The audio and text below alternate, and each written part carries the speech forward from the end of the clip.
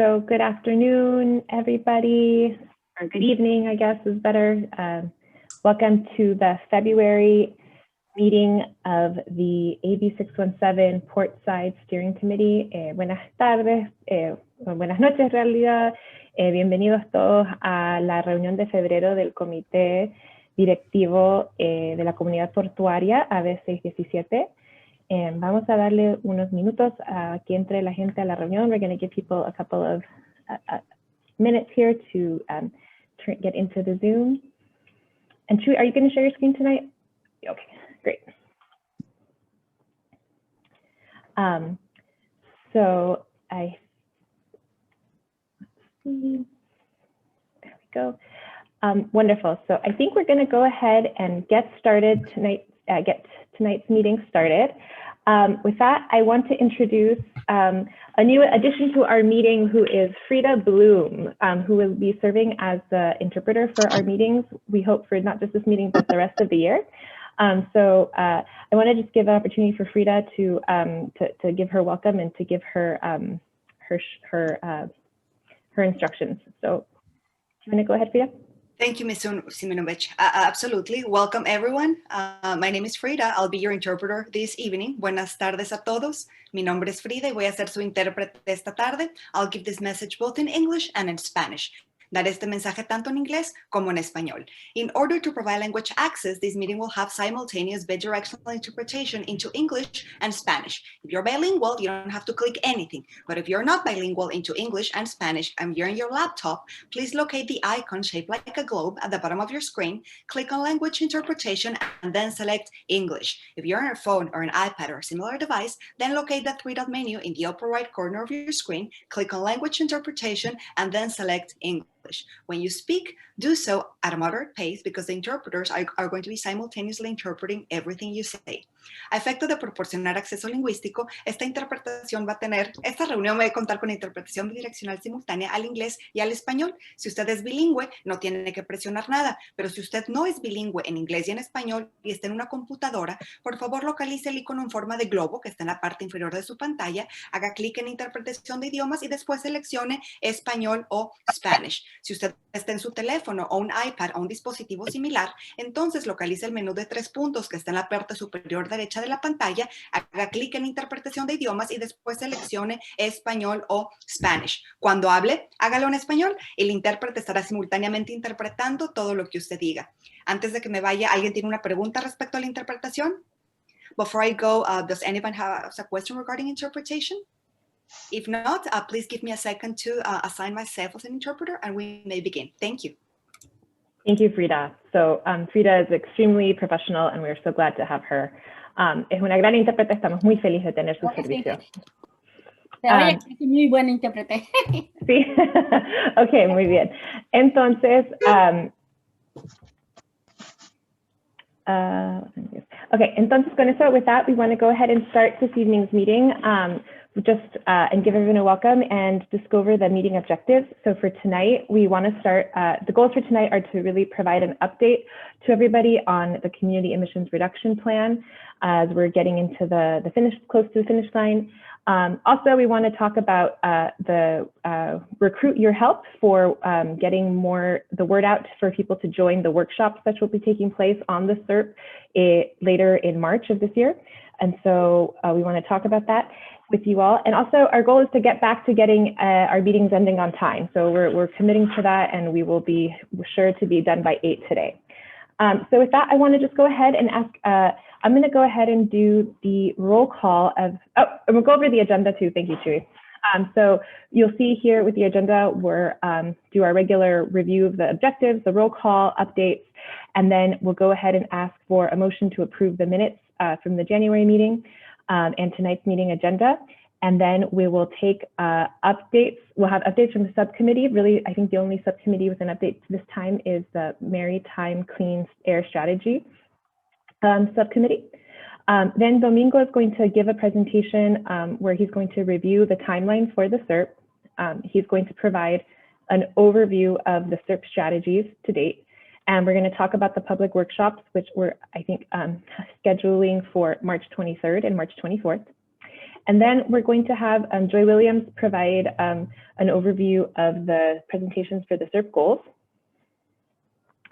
And then we'll follow with a presentation by Liana Rios from the subcommittee, talking about San Diego Gas and Electric's Power Your Drive Fleets program that's available. And then Tim Wolf from the Air District is going to talk to us very briefly about the creation of a new subcommittee to focus on idling vehicles in Portside. So then we'll take public comments and close and adjourn by 8 o'clock tonight, I promise.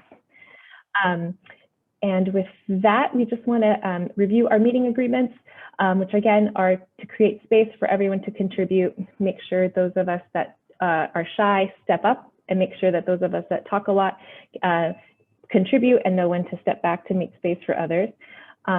You know, make sure that one person speaks at a time, make sure that when people are speaking, we're really listening to hear and to understand each other, you know, and that we're respecting all of the different opinions and knowledge and perspective that each of you bring to this monthly meeting and to this committee, and to be conscious of time. So that's our commitment. We're going to end on time, and please speak slowly and clearly for our fabulous interpreter. All those things we do well, but I think it's always just a good housekeeping to do that. So with that, we're going to go ahead and I'm going to call everyone's name on the steering committee. We have some new members today, so you might hear some new names, but I'm going to go ahead and call everyone's name, and if you can just unmute yourself to say that you're here. So we're going to call your name in the order of the list. We're going to call the numbers and the alternates. I'm going to call as many alternates as I've already identified in here. So Ashley Rosia Tremonti. Here. Great. Jack Munger. Here. Massey Hatch. Here. Sarah Giobi. Here. Great. Sandy Naranjo. Here. Great. Larry Hofreiter. Here. Great. Elisa Arias. I see you there. Joy Williams. Here. Great. Martin Reeder. Here. Here. Roman Partido Lopez. Here. Hi, Roman. Stephanie Yoon. Here. Jose Marquez Chavez. Here. Hey. Oh, and Sabrina Perino. Dr. Here. Alternate. Hey, Sabrina. Great. AC Dumas. Here. Great. And Helen Haas, your alternate. I saw Helen in the chat. Here, too. Yes, great. Liana Rios. Here. Great. Filomena Marino. Here. Oh, great. Janice Reynoso. Here. Great. Ted Gottschalk. Here. Hillary Medina. No Hillary. Alicia Sánchez. Creo que la vi, Alicia. Sí, ahí la veo. Margarita Moreno. Perdón, tenía el micrófono presente. Ay, no hay problema. Perfecto, ahí las tengo las dos. Irma Ortiz is not here, right? Olympia Andrade Beltrán. Vanessa Contreras. Here. Oh, hi, Vanessa. Salvador Razo Abrica. Here. Montserrat Hernández. Here. Great. Silvia Calzada. Present. Ashley Valentín González. No, Ashley. Okay. Josephine Talamantes, I think I saw you. Here. Great. Marisa Garcia. Here. Hi, Marisa. And Naomi Sanchez. No, Naomi. Great. Okay, with that, I'm going to hand it over to Chewy to give you some updates and some and context about the new names that you heard tonight. Hi, good evening, everybody. To get started, we wanted to give a warm welcome to Monica Melgosa, who is a new APCD staff member, who will be supporting a lot of the AB617 work from the Air District side. I wanted to open it up to Monica to see if she wanted give a warm welcome. Hi, thank you, everyone. Yes, Monica Melgosa. I'm the new Programs Outreach Coordinator with APCD, reporting to Domingo Vigil. Today is my second day with the Air Pollution Control District, so I'm just getting to know the ins and outs of the districts and AB617. So I'm very happy to be here. Thank you. Thank you. We're happy to have you here, Monica. Thank you. And then we have a few new members and a few moving around members in the steering committee membership. So we wanted to give a warm welcome to Janice Reynoso, who will be supporting Mothers Out Front. Martin Reeder, who will now be the representative from the City of National City. And a warm welcome to Jorge Gonzalez, who will be the alternate for EHC. And Joy Williams will now be EHC's primary member. We also wanted to give an update that Sandy Naranjo, who is now at the port, will be the port's primary member, and Larry H. will be the alternate. Additionally, the Air District will be contacting and a few members who have not been present at several meetings for a year. So they will be contacting them and perhaps considering a replacement and opening it up for other community members to join. Was there anything else, Domingo, in terms of steering committee? No, I think that was it. You covered it all. Thank you, Trey. Cool. And then our last update was a quick update on Assembly Bill 424. So this directed the San Diego Air Pollution Control District to establish a new board. And starting in March, this new board will be taking place. This will have no direct impact on AB617 day-to-day, but the new board will be the board that will review and approve the community emissions reduction plan. And I know we had a note on the timing, but I'll cover that during my presentation for the Serp. Perfect. Great. So thank you for those updates, Chewy. And with that, I'll just take us to the next item. So if we could get someone from the steering committee to make a motion to approve the minutes from the January meeting and the notes and the agenda for tonight's meeting, sorry. I'll move. Great. Thank you, Josephine. A second? I'll second. Great. Any objections? None? Okay, so we will approve those meeting minutes, and great. Well, with that, we're going to hand it over to Larry Hofrader to provide an update from the Maritime Clean Air Strategy Subcommittee. Great. Thank you, Daniela. Hello, everyone. Just a quick update. Let the steering committee know that the MCAS subcommittee continues to meet every 2 weeks. And we've made it through a lot of the background and inventory and regulations on the 7 emission sources that we're going to be looking at as part of the Port's Maritime Clean Air Strategy. Starting in our first meeting in February, and then the meeting we just had a little while ago, we're starting to now work with the subcommittee members and other stakeholders on goals.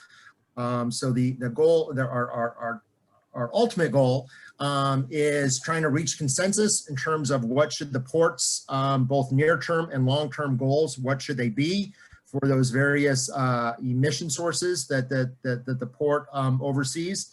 And ultimately what we want to do is we want to get a MCAS discussion draft out for review in probably mid-March to mid-April, so we can get some feedback from stakeholders and go back to our board in May with some recommendations in terms of how the port can really step up and advance zero emission technology. That said, just a couple of other real quick updates. We did a status update to our Board of Port Commissioners last Thursday. We essentially just shared with them a lot of that we've made it through all the emission sources. We have a lot of the background stuff, information complete. And now we're working with the subcommittee to try to, again, reach consensus in terms of what our goals should be. I'd like to give a special shout out. Several of you actually attended Dr. Stephanie Yoon, thank you very much for speaking. Sylvia Calzada, Alicia Sanchez, and Maritza Garcia all provided testimony. So thank you very much. Our board is very partial to what stakeholders say. I should also point out that Danny Serrano and EHC presented some information, as did Andrea Swanson, Elizabeth Perez, and Roman from the Green Lining Institute on some equity. So I want to thank everyone who attended that meeting. Also want to thank APCD staff who attended at the last minute to answer questions. So thank you very much, Domingo, for attending that meeting. Big picture, the Board of Port Commissioners is largely on board with our efforts. They're very supportive. They want us to continue working with the stakeholders in an open, transparent way to identify goals and strategies to reduce emissions. So with that, I might turn it over to Commissioner Naranjo, who now sits on our board. Commissioner, if you'd like to maybe say a few words in terms of the meeting, and that'd be great. Yeah, thank you, Larry. You know, I just want to echo what Larry said. Thank you to all of you who came out to our meeting last Thursday and share your perspectives on the MCAS. The MCAS is a priority of our chair. Our chairman of the board is Michael Suquette, and so that's his priority. Also my priority as a new commissioner representing National City. And so this is a really important process for us.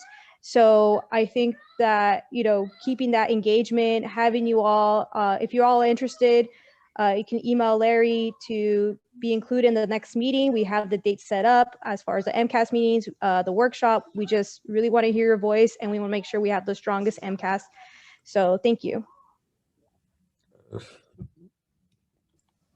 Great, thank you, Sandy, and thank you, Larry.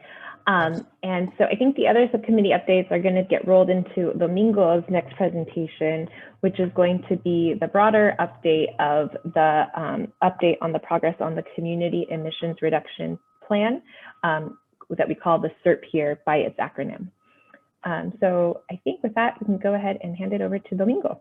All right, thank you, Daniela. Thanks, everybody. So I'm just going to share my screen very quickly, if I may. I want to show the presentation that I showed last time for our timeline, just to refer back to it. Is it on the screen? Yes. Okay. So. And you might want to put it in slideshow mode, though? Slideshow mode. Okay. At the bottom. Yeah. Great. There we go. Okay, thank you. So, so right now, today we're presenting our strategies to the Portside Steering Committee for discussion. These are still not quite the final. We are very close to finalizing them. There are still some conversations pending just to adjust some of the language and make sure that everything we have in there is accurately captured and in line with what we want for the final SERP. And I'll cover that as I walk everybody through the document here on my next point after going through the timeline. But the idea was that after this meeting in February, that in March, we would have another presentation on the phase 1 implementation of the SERP.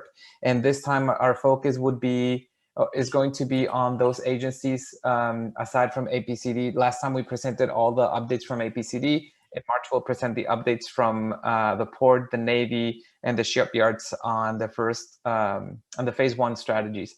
Then the plan was to open up a 3-week comment period, have public workshops, and then after that, refine our final draft as needed based on comments received from the public, to then in April present the final SERP to the steering committee, and then presented subsequently to the APCD board in May.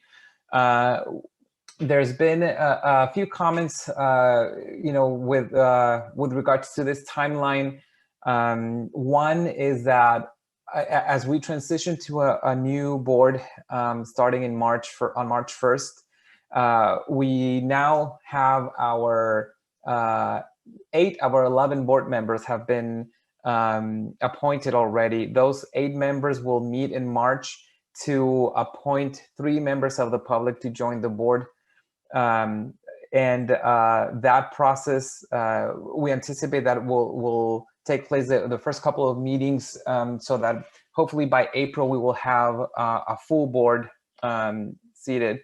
But we want to make sure that those new members also have some time to receive and really get familiar with all the information regarding the district. It's going to be an onboarding process that includes briefing them on different salient issues that we're working on at the district, plus all the different programs, etc. So we want to make sure that they have enough time to be a little bit more familiar with the district, our programs, our policies, etc., before presenting the Serp to them. So we are considering, we would like to propose to ask for a month or 2 extension to CARB. Originally, we were going to present our Serp to our APCD board in May, so that in June we could submit a final Serp to CARB. In this case, we would be proposing to present a final Serp either June or July, to then present or submit it to CARB in August. The other reason for this proposed extension is because there's also a lot of things going on and planned for March. First of all, we have our new board meetings. We're hoping to get more public engagement in those meetings.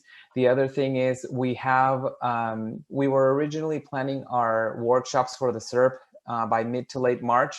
And additionally, as many of you know, CARB is preparing a report on the Navy ship fire and APCD's response to it. And the latest that we heard from CARB staff is that they were planning on also conducting workshops in March. So all of these workshops and meetings are taking place, the same month. So just considering how that might be difficult for members of the public to attend that many meetings in 1 month and commit to that, I think that asking for this extension would also allow us to space those out a little bit more, coordinated with CARB, so that maybe we either go on our workshops for the Serp in March and CARB conducts their workshops for the Navy ship fire response in April, or vice versa.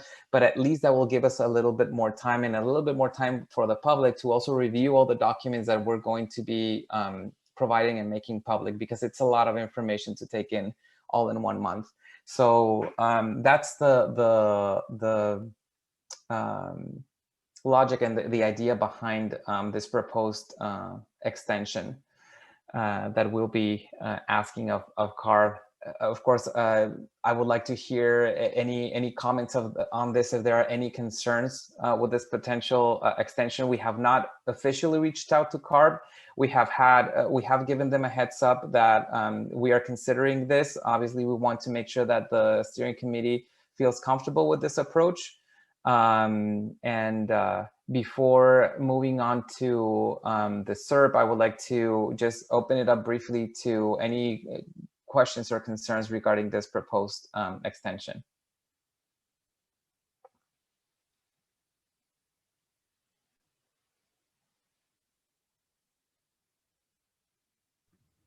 I have a question. Yes. Will you be sending us the dates and the Zoom links for the public workshops? Absolutely. We once we finalize those dates, right now they were tentatively scheduled for March, and I lost all my documents on my screen because I'm in presentation mode. But 23rd and 24th, and we're the idea is to do one in the evening and one in the during the daytime. That's correct. Thank you so much, Daniela. But yes, we would definitely be reaching out, not just to our steering committee members, but also to the public at large in that area, so that people have enough, receive the notifications with enough time in advance. Thank you. Sure, no problem. And I see a question from Roman. Go ahead, Roman. Thanks, Daniela. Thanks, Domingo, for that update. Is there any potential implications of us like extending the deadline, right? Like, does it impact us receiving any funding or any type of like pushback from CARB? Just curious of whether there's any impacts of us kind of extending the deadline. We haven't identified any as far as the funding goes. As far as timeline for projects, this would also not impact any projects in any concerning way. A lot of the projects that we have here are not, that short term of a project that, a couple of months will have a big impact. Some of, a lot of the things that we are identifying as part of our strategies are already part of other planning efforts and are taking place. So we currently don't anticipate any negative impacts for this extension.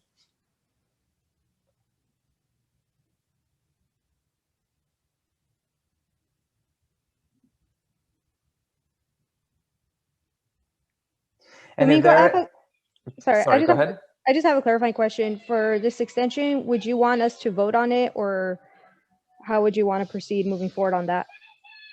So that's a great question. I think we can vote on it, and that way we can have we can have it as part of the record that we are supportive of it. I'm assuming that since I haven't heard any concerns, that we are supportive of it. So sorry, I know that this was not on the agenda for voting, but Daniel, I wonder if we could call a vote. I think we have quorum, so. Yeah, we have quorum, and I think that would be fine. I would just need, we just want someone to make the motion, and then I'll go ahead and I'll call the names of the primary members who are here tonight. So if you're an alternate and you're here and your primary member is here, I won't call your name. And I could just add, I'll make a motion and then allow for more discussion. I would second that. This is Joy. Okay, so we have a motion by Sandy and seconded by Joy to approve the extension of the Serp timeline, a letter to ask CARB for a 2-month extension. Correct. Of to turn in the Serp to them in order to accommodate the new board members, the APCD. Does anyone else want to make a comment before we call the vote? And remember, you can raise your hand, or if you can't find your raise your hand tool, I think it's in the bottom of your participant box. And if you can't find it, you can enter your name in the chat box. Make sure it goes to all panelists and attendees. And I see a hand up in the attendee mode, so I'm going to go ahead and allow David Flores to talk, our good old friend Dave. Okay. Hi, thank you, everybody. Good evening. Just a question. So, Domingo, so then what does that do to the timeline and the next steps? How does that play out as far as the input and then the workshops? Yes, thank you, David, for the question. So as far as the process will continue to be the same. The timeline, the way the timeline could be impacted is that we would move potentially the workshops to April, so that we don't have all of the different workshops that CARB is planning in March, plus also dealing with our board transitioning in March as well, so that in April we can have more focused attention and time from the members of the public on the Serp. And then we would continue gathering comments throughout that month. And then in May, incorporating or addressing anything that is still pending as a result of the workshops in the public comment period, so that in either June or July, depending on how our agendas look for our board during that time, and also the timing for the new board members that will be appointed from the public, we can present the Serp to our board and then submit it to CARB in August. Thank you. Sure. Any other comments from members of the public or members of the steering committee? And if you can't find the raise your hand tool, you can always type your name in the box. Go ahead, Celia.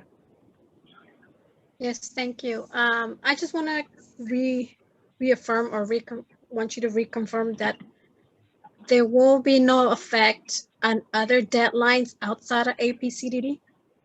Do we have any other deadlines that will affect our SERP at one point or another? We don't anticipate that from the current strategies. Like I said, many of the actions and the strategies identified currently on the SERP are also part of other planning efforts that are following their own course. So we don't anticipate that this 2-month extension will impact any of those. Okay, thank you. Well, thank you, Sylvia. Great. Any other comments or questions?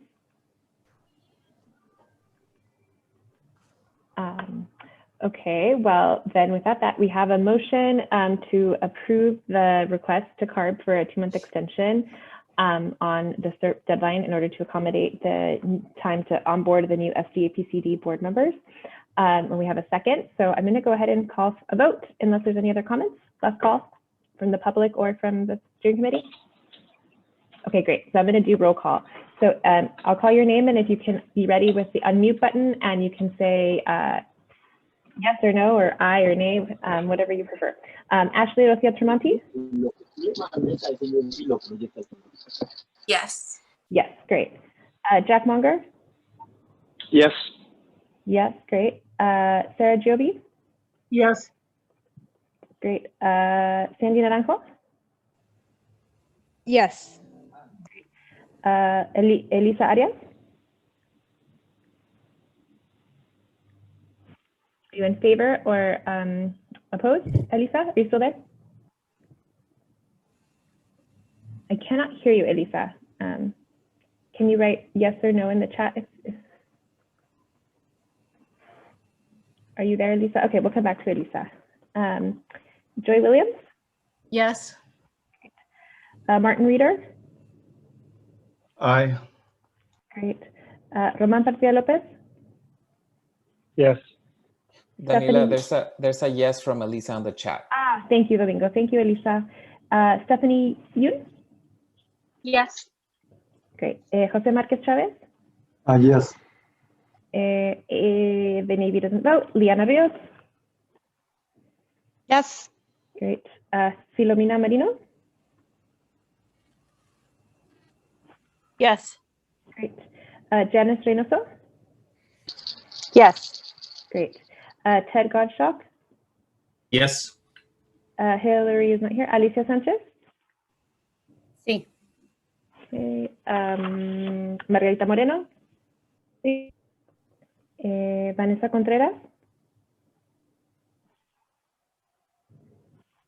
Vanessa, are you still with us? Yes. Okay, great. Salvador Razabrica? Yes. Montserrat Hernández?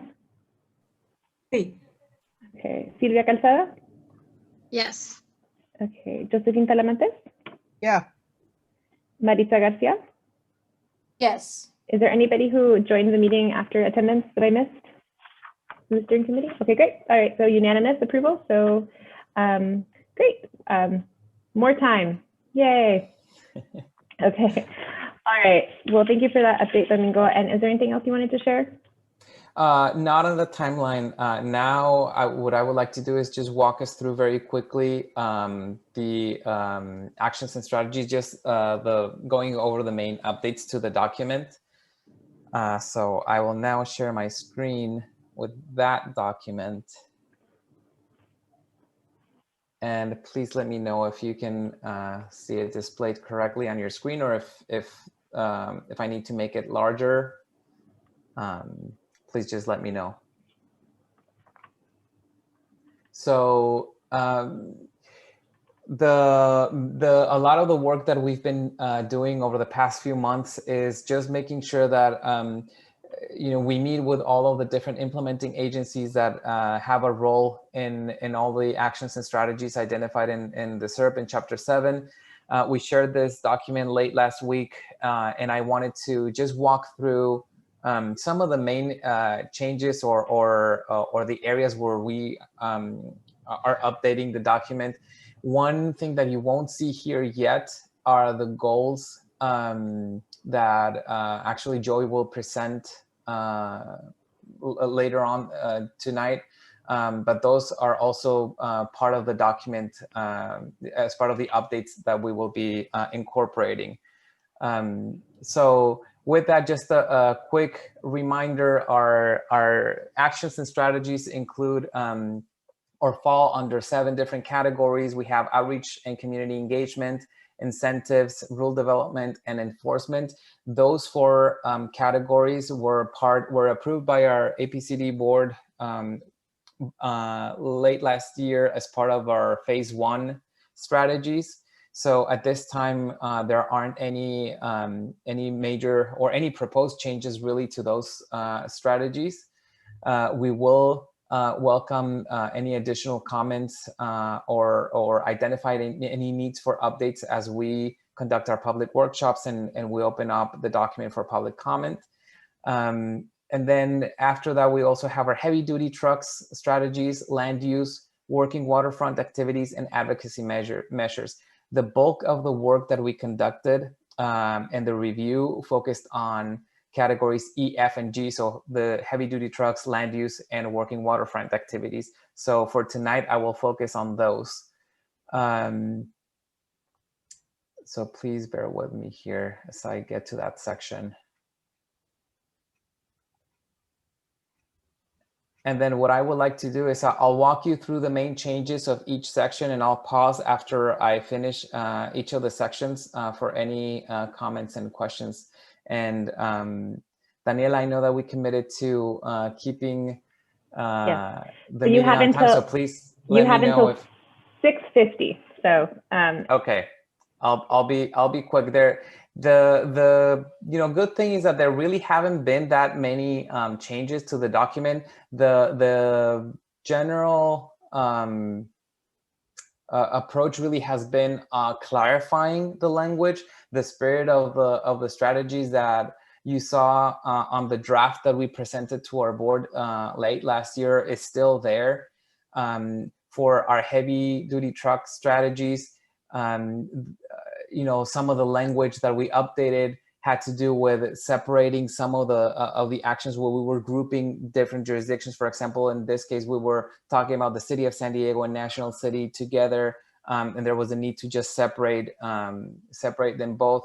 We will continue to meet with those agencies to make sure that our language is captured correctly here. And just to clarify questions that we received as part of our editing process here, but nothing else there. Here again, just clarifying language. So really for most of the document, this will be the case. If you have had a chance to see it, or if you haven't seen it yet, this is what you will find. There are instances where we updated some of the commitments and things like that. But for the trucking section, there wasn't really that many changes. A lot of the work also focused on making sure that the land use strategies were following. Like I said, we have some strategies here that are also part of other planning efforts. So we wanted to make sure that those were in line with the timelines that those processes are following. Here, for example, on action F1, we originally had said identifying buffer zones, buffer zone increased setbacks in Portside community. The language that we updated was to make it a little bit more in line with, with the planning documents and the planning lingo, I guess, and make sure that we were capturing everything in a way that was consistent with also the language that is being used by the planning departments in the different cities. So here, for example, we have support land use that serve as a buffer between industrial and residential uses in Portside communities, also making it a little bit more specific. So those types of updates carry throughout the document.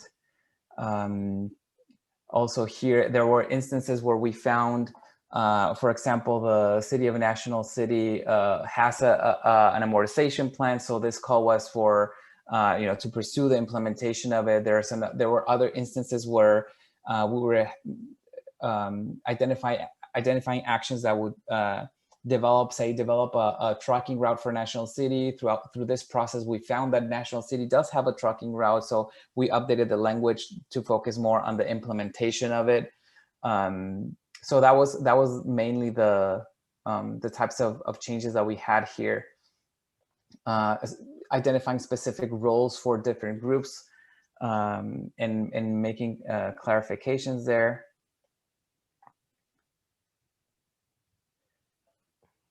In some instances, for example, we had language here that staff was not able to support or commit to because some of the things that we're asking as part of our strategies require engagement of policymakers, and those are really policy calls, policy decisions that staff that are beyond the control of staff. So in those instances, we use language like support or encourage or things like that. And then in our as part of our implementation and with our advocacy efforts, then we will get engaged as a subcommittee and as members of the community to support those efforts and to be that voice to our policymakers who will be making those decisions. You went too fast for me on the Barrio Logan planning group because I'm on that group and I was trying to catch it, but you just moved very quickly. Okay, thank you for that. Here it is again. So this one specifically is regarding, I'm sorry, here. This one is specifically for supporting land uses that serve as buffers between industrial and residential uses in the Portside community. So as part of the Barrio Logan community plan update, going through the community planning group to support the new Barrio Logan community plan update and confirm that the air quality policies are coordinated with APCD requirements, and also using that group as a venue to support this project and to provide the input that would be in line with what we're proposing in the Serp. Okay, thank you. Sure, no problem. And please feel free to interrupt me if I'm going too fast. I'm trying to keep us here on time, but certainly this is want to all make sure that I don't miss questions. All on the website? This was posted on our website and was also emailed to our mailing list. So you will have an opportunity to continue to review the document and provide us any comments or feedback. We want to, working off of the previous timeline, we were getting ready for our workshops by mid to late March. So if we are granted the extension by CARB, we will have a little bit more time to incorporate any refinements from this body, from the steering committee. And then also the members of the public will have an opportunity to provide additional comments as part of our open public comment period, which now we tentatively, we plan for April instead of March.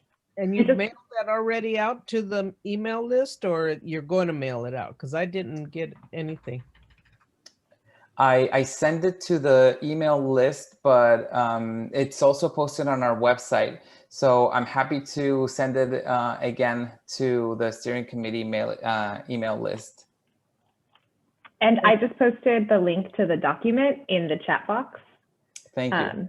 And there is a link to it on our, when you go to the AB617 website, and if you go to meetings, all of the documents for each of our meetings are posted there by date. But that specific document will take the first link will take you straight to the document. And I also want to clarify, and I really have to apologize because we don't have the revisions yet done on the Spanish version of this document. So that's something that I'm currently working on, to incorporate all these revisions to the Spanish version of the document. And that will be posted this week as well, so that members of the public who would like to access this document in Spanish and see the revisions in Spanish can also do so.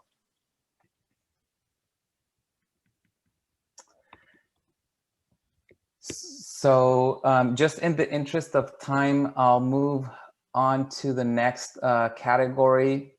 There's not a lot of revisions here. Again, most of it is clarifications of language but the spirit of the initial strategies is still here, and the commitments to the projects, again, we just want to make sure that they're in line with the planning processes for all the different planning documents that we cite here in the Serp.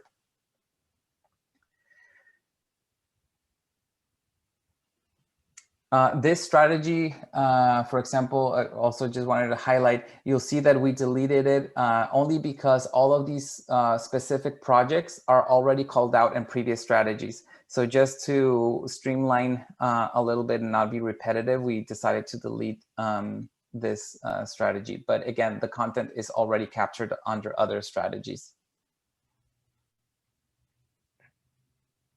Same with this one.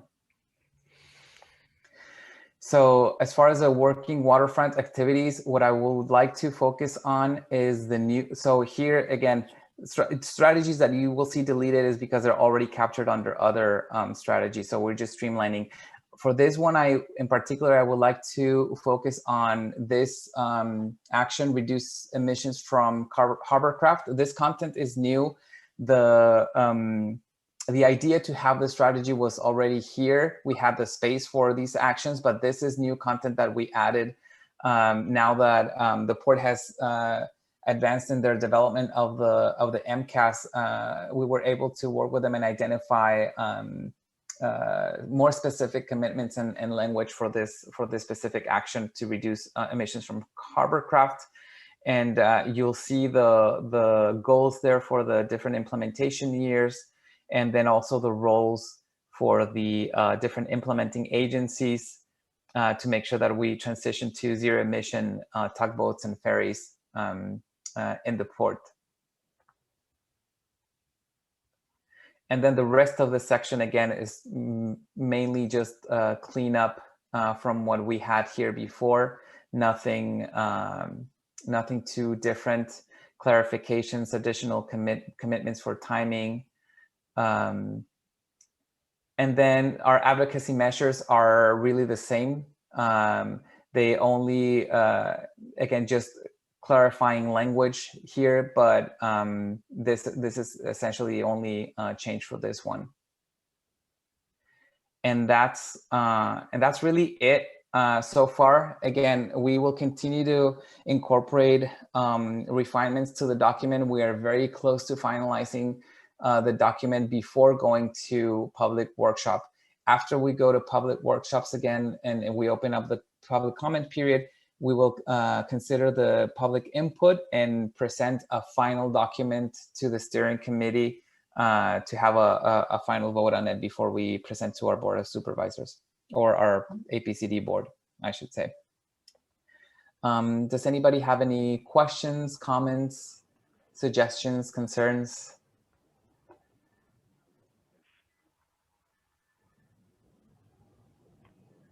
Just a comment from David Soares. Thank you, Domingo and APCD, for the refinements. It's a great deal of work. And I see a hand up from Jack, so go ahead. You can unmute yourself, Jack.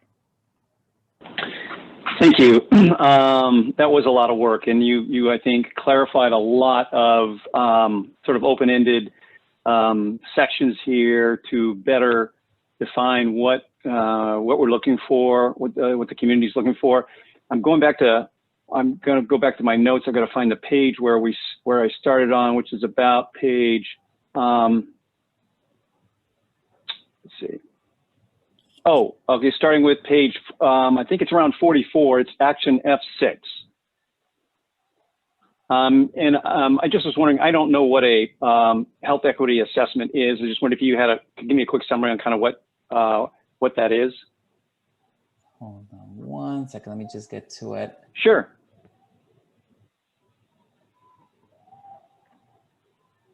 Oh, here it is.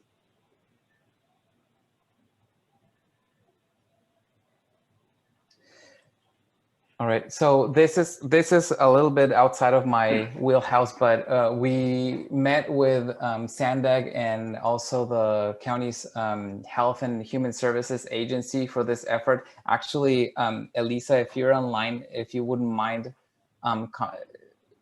helping us clarify and provide a little bit more detail on this, if you may. Oh, Elisa, we can't hear you. Are you on mute? You're not on mute.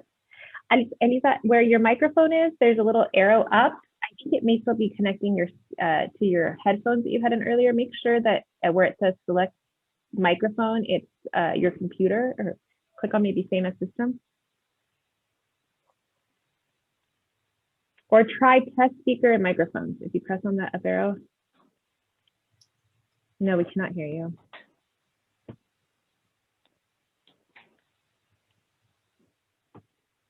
So if you go press next to the microphone, the up arrow, and then click test speaker and microphones, and maybe that'll help.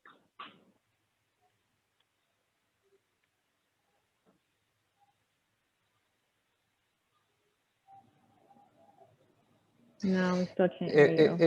If I may, Elisa, you can maybe correct me, sign language to correct me if I'm wrong here. But in essence, the focus, Jack, of this will be to ensure that the transportation strategies and that the transportation planning efforts are in line with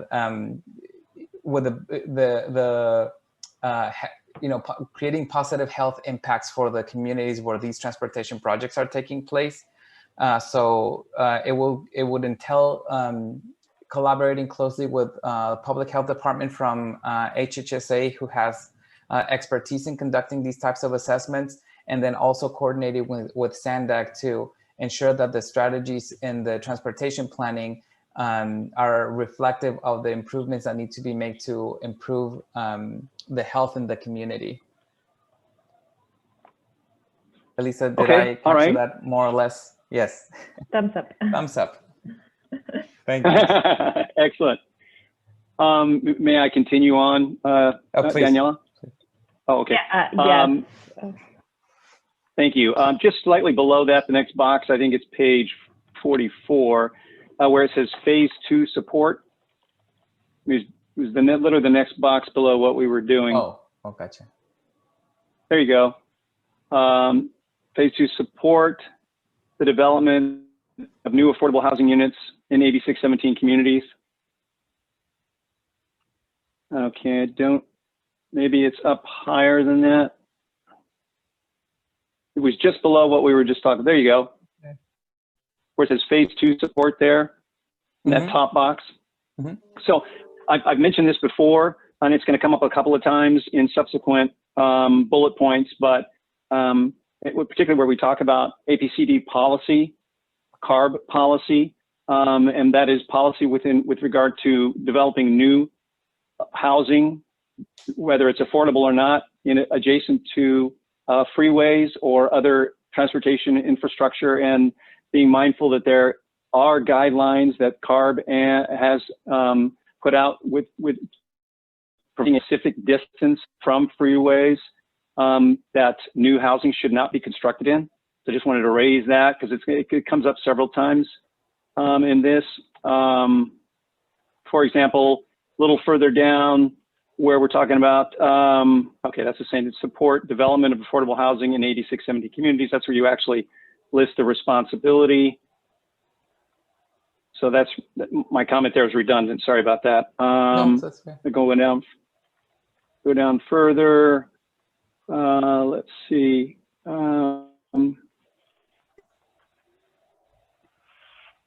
It's a ways down here. Okay. What page is this? This is the page. Oh, so it's action G4. It was G3, and I think you changed it to G4 now. Let me see. Page, looks like a page 54.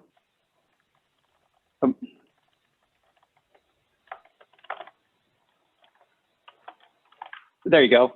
Under that strategies and goals section there, talk about all short-run ferries under 3 miles to be zero emissions, and all excursion vessels and tugs to be hybrid electric. I know you've done an awful lot of outreach to stakeholders in advance of this. I just wondered, was there input received from short-run ferry operators, excursion vessels, and tugs with regard to what these specific goals mean? I mean, I have no concept of the availability of these technologies, of these vessels, if and when they'll be able to get to zero emission, what's the cost? were they given an opportunity to provide some input to this? And I'll turn it over to Larry. Larry, if I may ask you to address this question, since this strategy was worked on in close collaboration with the port's efforts. Sure. Can everyone hear me? Yes. Thank you. Yeah. Great. Yeah, no, great question, Jack. Thanks for bringing it up. So we did look at this, and largely, you know, this largely reflects where we see the state going in terms of regulations. So we have, you know, put in for for a grant for an electric ferry, and I think we want to do another one moving forward. But I think that the timelines you've seen here are really kind of what we've been able to tease out from the state regulatory requirements. And I think we want them captured here in the Serp. That said, I think, you know, the idea is, you know, will when the draft is made public and it's put out for review, I think that would be the time where, you know, I'll be sure to kind of reach out to our you know, or 2 or 3 ferry operators, make sure they take a look at this and if they have any concerns. But largely, I think a lot of these timelines were identified because that's where we see the state going in terms of regulations. Great. So, Jack, just real quick. So I want to be conscious of time. So maybe how many, do you have more strategies that you have comments on, Jack, or is this the last one? I think one more after this. Okay, and then we'll go to Joy, and then, because we have Joy's hands up, and if anyone else has a comment, please raise your hand, also members of the public. Okay, go ahead. Thank you. Then, and I'll be as quick as I can here, Danielle, I appreciate that. But this is a lot to do, as usual, in one night's meeting. So I'm just thankful, and I appreciate it, the fact that Domingo got this out so early, and we had plenty of time to look through it over the last several days. So that I just would encourage, so I'm assuming, since this is going to come back in April, that feedback from those operators, from those businesses, needs to be probably achieved before then. Let's see. I know you talked to the shipyards regarding zero emission technology, Tier 4 engines. The other one, I had one more. Let me find it quick. There's that one. Okay.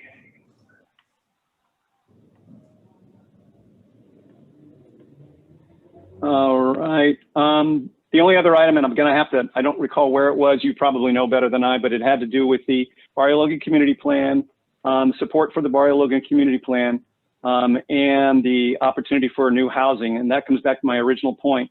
To the extent that that plan may call for housing to be constructed within 100 or 200 feet of freeways, I think we need to check this out, but I believe that would be contrary to both CARB policy and ABCD policy. So it's something we would need to, probably a good idea if we address that before we get to a final draft. And that's all I have. Thank you.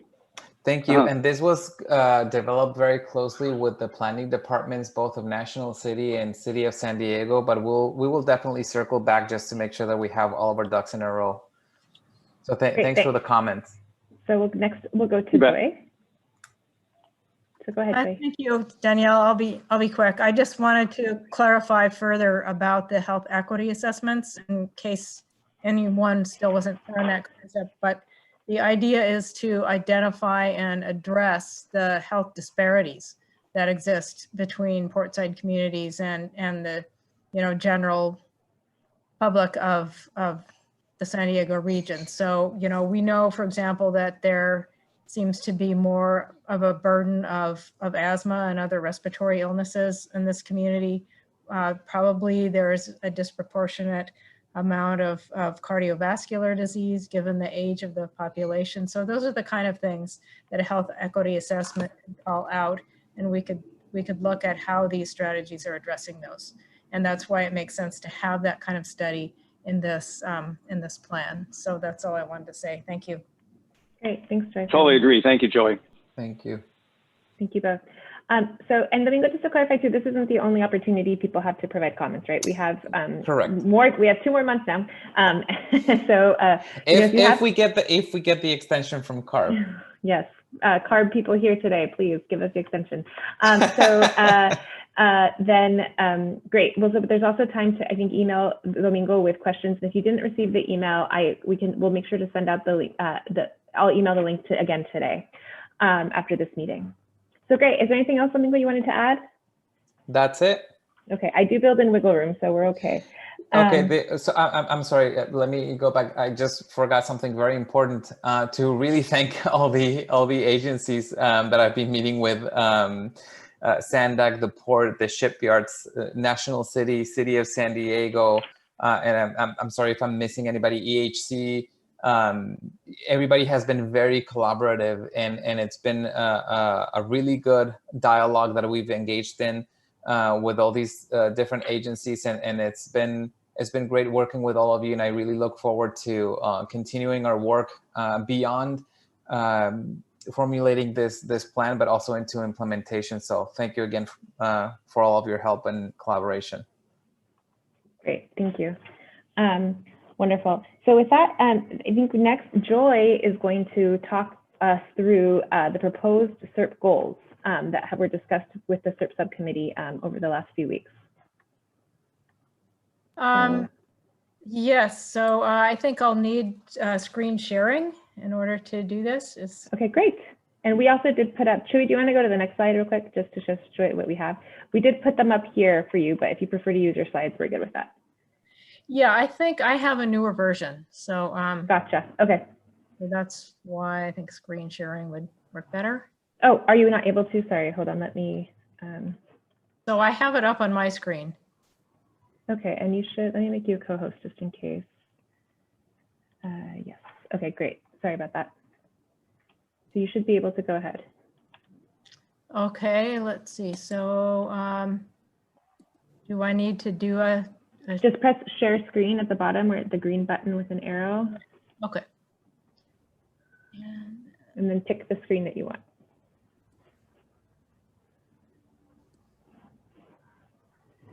Okay, can everyone see this? Yes.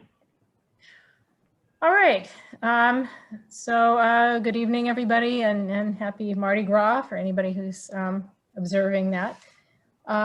So these are our goals that have been through several iterations at this point. I think probably all of you have seen at least one version of this.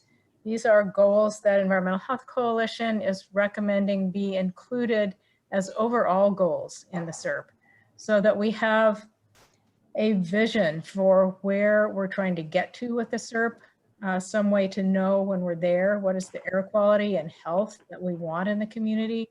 And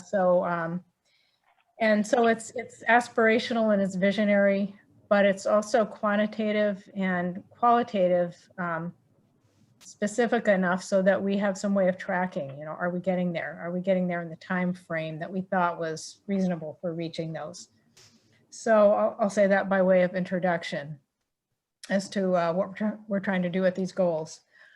And I should say also, I apologize that this did not get translated. I presented a version of these to the Serp subcommittee last week, had a lively discussion, got lots of feedback. So this is the version I've done since then to, you know, incorporate the changes that, you know, we thought could be responsive to the feedback we got. So I'll go through those and highlight what changed since the last version. So goal 1 is an overall health goal, and we're using cancer risk because it's the most readily quantifiable, and there's already methodology for developing these health risk assessments for stationary sources. And stationary sources, just to review, are for example, the shipyards and the businesses within the community that generates pollutants that are regulated by APCD. So we have an overall health risk reduction goal for that relates to health. Goals 2 and 3 have not changed at all. We're suggesting that We need help from CARB to help us figure out what's the total combined cancer risk in the community from all the sources, and then what portion of that is generated locally. And by local generation, we're including both stationary sources and mobile sources. So truck traffic that's in the community, for example. And then once they've done that modeling, we'd all be in a position to try and identify what our goals for, overall goals for cancer risk by 2 dates. We have 2026 and 2031. And so that's the 5-year mark and the 10-year mark, assuming that the Serp gets adopted this year. So we've left those blank because we want those to be informed by the work that will be done here in Goal 2. Goal 4 is new, and this is a cancer risk reduction goal specifically for port operations. We thought that this was needed because the port operations are not included up here in Goal 1. The stationary sources does not include port operations or port cargo terminals, and so we thought this should be added as a separate goal. And this mirrors the same one that's in the MCAS, or the current draft of the MCAS. So so that's where that comes from.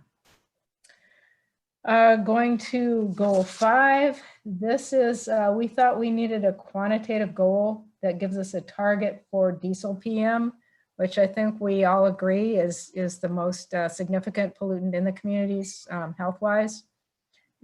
So we wanted to come out with a goal that's you know, aspirational but potentially doable. And that's to reduce diesel PM by 80% in ambient air at all portside locations. Goal 6, this one we changed based on feedback from the Serp subcommittee. I think several people thought the goal we had there was not really achievable, and then perhaps the date was arbitrary. I think we had a 2031 date. So what we're suggesting here instead is that the truck, the ZEV goal, that's zero emission vehicle goal for heavy duty trucks in the portside community, be 100% zero emission 5 years ahead of the California state requirements. So wherever CARB lands on this, we're saying we want to be coming in ahead of that, because in AB 2588, we are supposed to be going beyond where state law is. So that was our recommendation on that one. On Goal 7, this didn't change except that we clarified that it would be the port taking the lead on this installation. Of course, that needs to be coordinated with Sdg E and the cities also potentially, but we identified the port as being the lead agency on that one. Goal 8 has not changed. Goal 9 has not changed. We're still identifying tree population as a readily quantifiable way to look at tree canopy in the community, and identify a goal for increasing that. Goal 10, that one has not changed. That would apply to indirect sources such as warehouses and distribution centers, which attract truck traffic. Just can you say them out loud just so that the interpreter can translate them? Sorry, Joy, even to the ones that haven't changed. You'd like me to read the goal? Yes, please. Oh, I'm sorry. Yes, I should be doing that since, yeah, we don't have this in Spanish. Goal 10 is by 2031, reduce emissions from heavy duty and medium duty trucks servicing indirect sources by 100%. And there's no particular reason why this is all bold. I think that's an error. I didn't mean to call it out as the most important one. And then on Goal 11, this one also changed based on feedback from the Serp subcommittee. We had some specifics there on some sort of visionary ideas for how we might develop parks and green space. The feedback from the port was that those were not feasible. So what we've put here instead as a recommendation is to develop a plan for achieving the goal. And we put a date in here to make sure that there's some accountability for getting that done. So do I need to read that, Daniela? Yeah, please. Okay, goal 11 is for the Port of San Diego to develop a new vision for parks and green space for the Portside community to increase park space by 30%. And the action is to develop a plan for achieving the goal by December of 2022. Great, and then Joy, we do have a question in the chat box from Derry Pence. What is the baseline for the emissions reduction and increase in canopy coverage so that achieving the goal can be measured? I think that would rely on the existing tree counts that have been done by the cities. Great, thank you. Wonderful, well, thank you for that. Are there any other questions or comments for Joy? And I do see AC has his hand up, so go ahead, AC. Hi, Joy. I do have a comment on goals 1 through 4, or 1 through 3. I think 4 as well. And my comment is this: when you do your HRAs, these health risk assessments, you're really using air modeling, air mod, and it's really a theoretical model. I mean, you do have some data, but most of it's in a calculation. You're using emission factors that might be 20 years old. So a lot of them might be outdated. Some of them might even apply to some of the sources that are in operation. And so, you know, my concern is that a lot of this information, while it provides data, it's not, you know, entirely accurate. I mean, I think, you know, if you want something more, if you want to know exactly how much emissions are going from stemming from a source into external area, into the neighborhood, whatnot, you know, fence line monitoring is the best, but we don't have that. So we don't have any real data. It's all theoretical through a health risk analysis. And so I have concerns that, you know, there's nothing concrete in terms of trying to show exactly what the risk is coming from a given from a given source. So I just would like to caution that there needs to be more. I think there needs to be more real data generated. You know, we do have the air monitoring station set up, but you know, other strategies on trying to determine exactly how much emissions are stemming from a source. So that's, I'll just leave that and just remind you that, you know, health risk assessments are indeed just a theoretical calculation using AeroMod. So I'll leave it at that. So thank you. Okay, thanks for that comment. I would never argue in opposition to more data. So if anybody's offering to provide any, I would be welcome that. In the interim, I mean, unless anybody's got other concepts on how to, you know, assess health risk in the community in a kind of standardized way. I mean, I think we're still falling back on the assessments because, you know, OEHA has developed the standardized methodology. The facilities and APCD have been using it for, you know, 30 years now, or, you know, however long it's been since the first ones. And so we have something that's at least comparable. At least we know that the baseline we have now and what we'd be getting to would be measured in kind of the same way. So that would be my response. And again, I welcome any other ideas on how to do that. Great, thank you, Joy. And we have questions from Larry and Jack, and I just want to point out we have about 5 more minutes for questions and answers. So if anyone in attendee mode or any other steering committee members have a comment or a question, please raise your hand or indicate in the chat box. And go ahead, Larry. Okay. Hi, hi, Joy. Hi, everyone. I think a lot of these goals look really good. I really like goal 3 because I think we're going to be picking the cancer risk based upon data that we get. But there are 3 of them, Joy, that I think are going to be problematic from the port's point of view. So goal number 4, the cancer risk, establishing 15 per million cancers by 2026 and no higher than 10 cancers by 2031. To be honest, I don't know if that's possible. I don't know if that's for all port land. I don't know if that's per facility. And I'll be honest, I don't have the technical expertise to do that. The port doesn't have it in-house. And we don't have an MOU with CARB to do that. So I don't want to, I guess my question on goal number 4 in terms of reducing port cancer risk, my preference would be to have the AB617 Serp,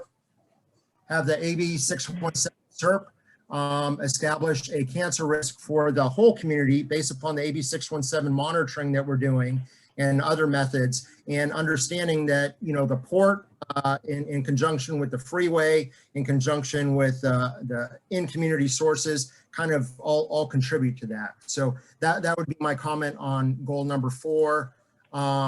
I think goal number 7, I personally think that 4 ZEV charging stations on Port Highlands is doable. But again, I think, you know, we have to kind of work with Sdg E to understand kind of their programs and their ability to support us on that. Then the last comment I just want to make is on goal number 11, to develop a new vision for a park green space for Portside to increase park space by 30%. I don't think that's a bad idea. I just, the 2 problems I have with it is, 1, I don't know how to do it, understanding that, you know, we have limited land along the waterfront and all of it's taken right now. So it's not like we have any undeveloped parcels we're looking for. And then second, you know, port staff, at least at my level, but I don't even think my president CEO necessarily has the ability to authorize something like that. I think that would have to be a decision that would be made in you know, with the whole board of port commissioners. So I think we could probably do some work in terms of, you know, looking for ways to increase park space. So I think there's tweaking we can do, but the way it's written now just really gives me some concern, because I feel like if it gets out to the, you know, to our board, the port doesn't have any authority to do it. So those are my comments. Okay, thank you, Larry. I think we have some work to do to make this work for the port. So maybe we can work on this more offline, because I think we have several other comments and only a couple more minutes. That sounds good. Thank you, Joy. Yeah. Thank you, Joy. And I believe Jack, or who's next, Chewy? Sorry. Josephine? Or Jack. I think it's Jack and then Josephine and then Ashley. Sorry. Thank you. Okay, go ahead. Jack? Thank you, Yes, thank you, Daniela. If you could scroll back up to goal number 1, I think that at this point in time, that is something we should hold off on, because the port, the APCD staff has been directed to evaluate the cancer risk and determine whether or not that should be elevated, changed, moved, whatever, and if so, to where.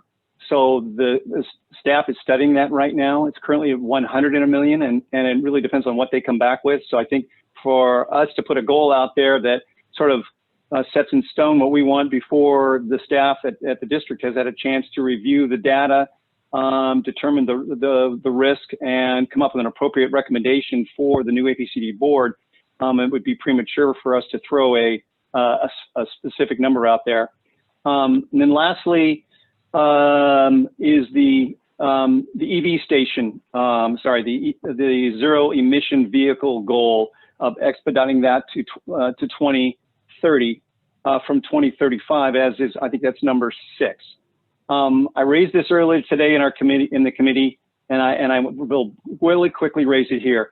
The state CARB put a lot of thought into coming up with a goal to reach 100% ZEV by 2035. It's based on a lot of data, a lot of understanding of the industry, of the available technologies, of how quickly those kinds of vehicles can be absorbed, how quickly they can be adapted to haul at an appropriate distance without flooding the highways with twice as many electric trucks to do what it takes one diesel truck. So there's a lot to consider there, and that's why they came up with 2035. I think it would be arbitrary for us to come back and say, well, let's back it up by 5 years. Let's cut 33% off of it without some sort of science. If there's some science or some research that shows that that's achievable, great. But lacking that, I don't think it's appropriate for us to recommend an earlier time period, particularly one that's so different. So thank you. Thanks for your comments, Jack.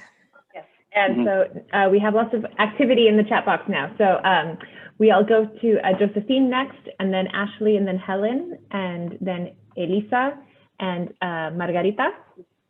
So go ahead, Ash. My question, this is Josephine. My question with regard to response to Larry Hofreiter stating that there is no data. I mean, my question would be, how do we make data collecting the priority for port, city, county?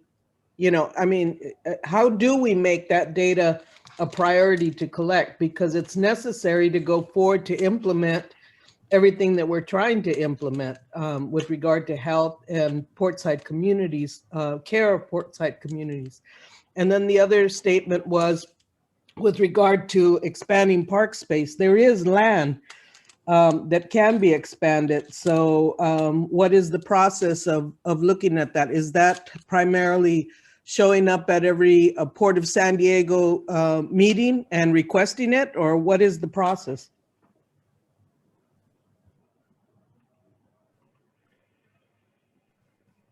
I think those are all good questions and notes. And I think, that's the challenge that we have with the Serp, is that the Serp is an air district document informed by the community that then has goals that affect other jurisdictions with other authority outside of the SDPD's purview. So I think that's the goal in trying to figure out how to implement these goals in the Serp itself. So I don't know if anyone has an answer.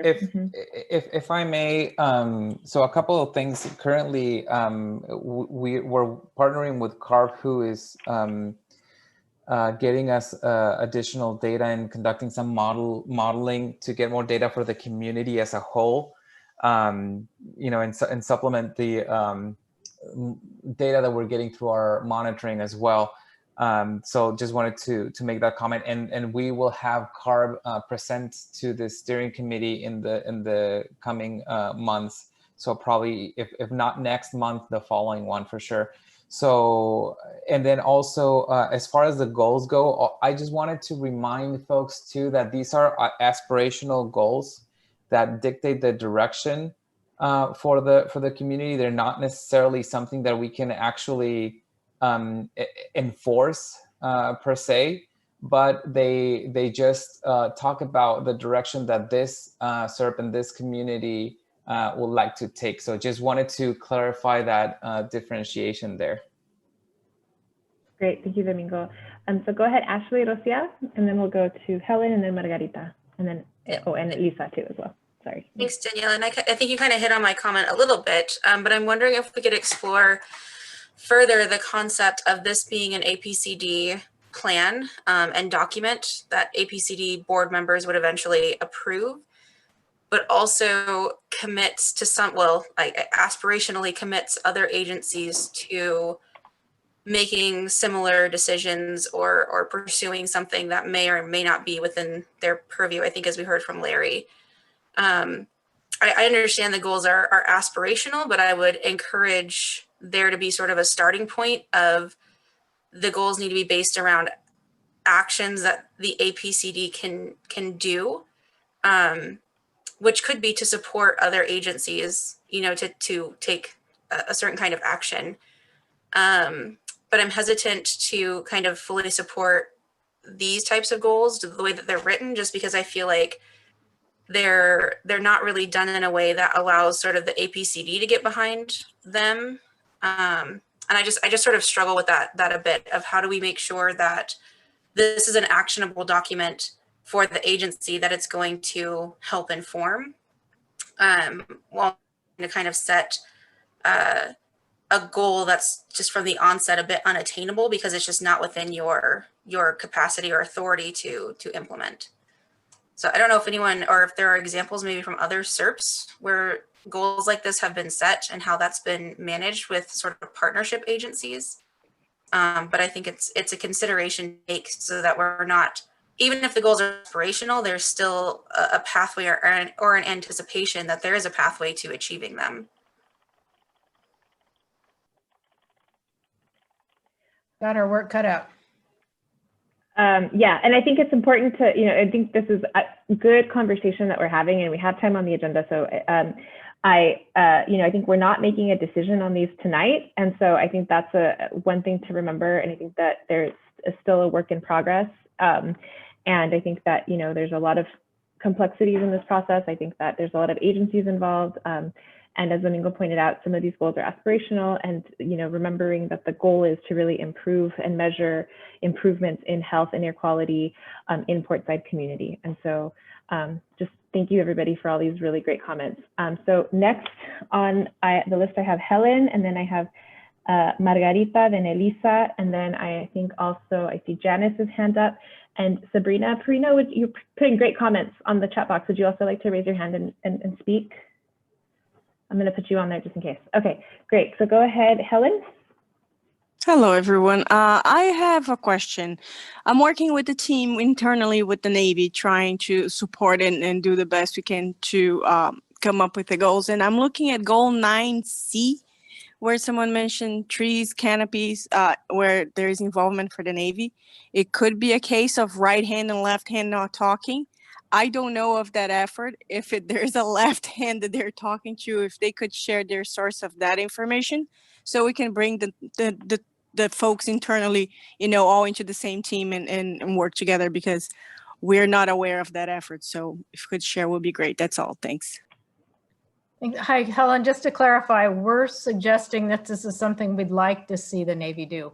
We're not saying they're currently doing it. Okay, yeah, it's just because being shared publicly, we have to report back and okay, got it. Thanks. Yeah. Okay. Thanks. Great. And so next, Margarita, si quieres seguir con su comentario. Buenas tardes. Yo lo voy a decir en español. Claro, y yo puedo traducir, así que si quiere hablar un poco. So I will translate so that Frida can stay on the Spanish line. I will translate from Spanish to English. So adelante, Margarita. Espera, déjame encontrarla aquí para ponerle el spotlight, por favor. Ok. Y si quiere, baje la cámara un poco para que podamos ver toda su cara. Ahí, perfecto. Bueno, he estado escuchando, yo creo que si el puerto cumpliera con reglas claras para que los camiones no contaminen, es un avance también para el cáncer. Y que no, es un avance para que no haya cáncer, igual que si hay más áreas para un aire más limpio. Dicen que no se puede monitorear correctamente del cáncer, pero yo pienso que es lo mismo que cuando se monitorea para la contaminación, no es 100% claro que no se esté contaminando de tal forma. Yo pienso que sí necesita más que se maneje mejor los monitoreos, pero todos podemos hacer que también todo el cáncer, que haya calidad de aire. Eso es todo, gracias. Ok, y Margarita, estaba un poco entrecortado su comentario, así que voy a dar un resumen. And Frida, if you have any suggestions to my translation, let me know, or Chuy or Domingo as well. But I think that, starting from her comment that she shared in the chat box, is that she believes that it's important for that if the port meets the regulations clearly to reduce pollution from the trucks, that's a huge step towards addressing the cancer risk, and to have more green areas in the area, and that it's important to have lots of information to assess the cancer risk, and that to not focus on to gather all the monitoring information to make sure that we're getting all sorts of information and that everybody's sort of doing their part. to address the health concerns. And I'm sorry, that was poor translation because it was cut off, but Domingo and Chuy or Frida, did you guys want to add anything? I think you got it, Daniela, and I think that if you know, the way I interpreted the focus of the comment was to say that basically anything that we can advance will be a win, even if we don't put a number to it, as far as you know, having the right baseline or the right tracking of it. Great, thank you. Yes, that was perfect. Thank you. Yeah, thank you, Margarita. Appreciate that comment. And I agree. I mean, even if the improvement is relative rather than, you know, absolutely on the dot, the right numbers, it would still be significant health-wise. Okay, and go ahead, Elisa, and then we'll go from Elisa to Janice. Oh, we still can't hear you. Elisa, I can't hear you. No te escucho. Oh, yes, type your comment. Okay, so Elisa's going to type her comment in the chat box. And then Janice, if you want to go ahead with your comment while Elisa types to us. So go ahead and unmute Janice. You can go ahead. Thank you. Thank you. Yes, I'm reading here Roman's comment on taking an approach of outlining and coming up with solutions or subcategories to these suggestions. Some of us are quite knowledgeable in how to attain this with community support, and even connecting the entities with those possibilities. You're talking, for example, on the port there in Logan Heights, in Barrio Logan, you have a great example of entities or governmental agencies saying there wasn't space for a park, that, you know, something else was designated there, such as 50 years ago with the California Highway Patrol substation. We now have the very well recognized Chicano Park. So with that said, there are pockets of spaces. So in designating that there's an increase in park space, it doesn't necessarily have to be the large space that we think about. There could be pocket parks and community gardens and extensions of the parking structures that can then have built out green space. So I just, you know, being that that's a passionate area for a lot of us in the community, I just want to, you know,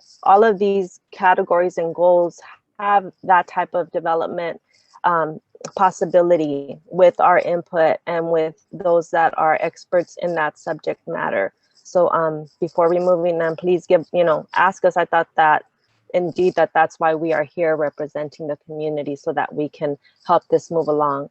Thank you. Great, thanks, Janice. Thank you for that comment. Just going to stop to read some of the comments that have been posted in the chat so far. So Dr. Perino was just sharing that I think she actually submitted a grant for some shade tree funding with the Academy of Pediatrics, and so she's waiting to hear a response.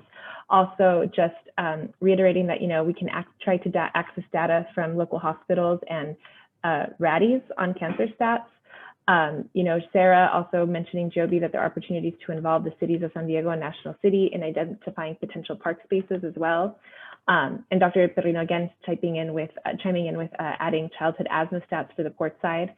And then, you know, Roman, thank you for your comment about, you know, not making sure we have a plan to how we can attain some of these goals before determining they're not attainable.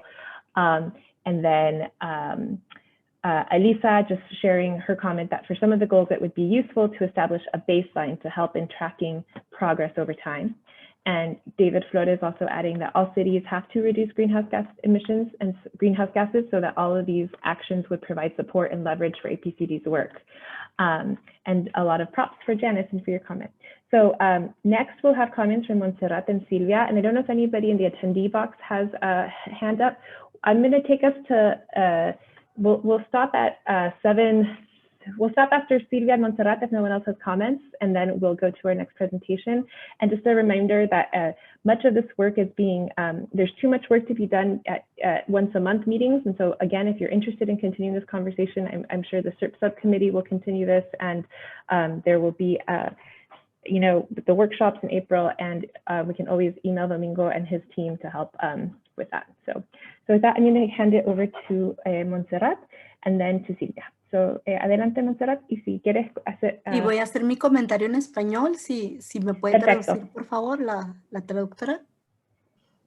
O yo le puedo traducir, te escucho claro, Sí. perdón, es que... Ok, perfecto. Está bien.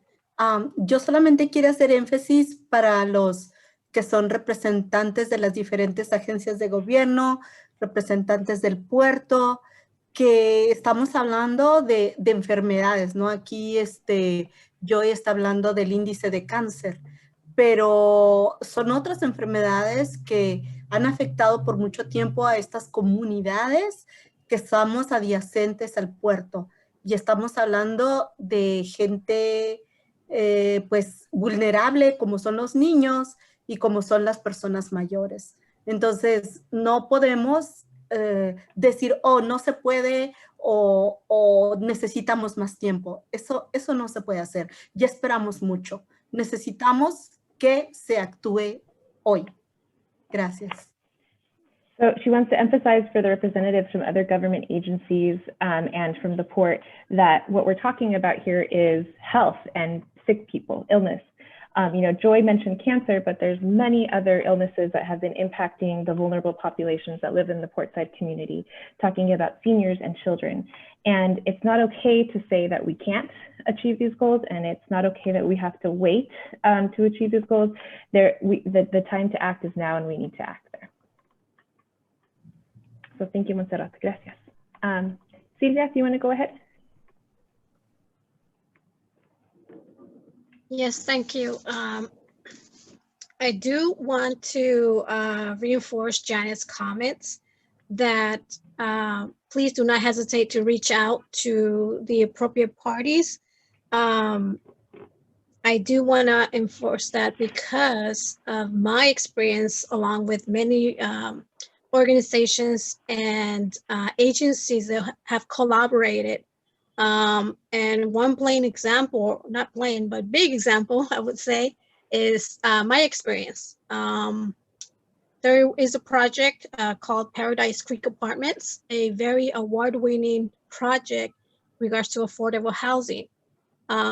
It's a big project that was developed by Environmental Health Coalition and Community Housing Works and other various people who have collaborated to reach these incredible, incredible goals as a whole community.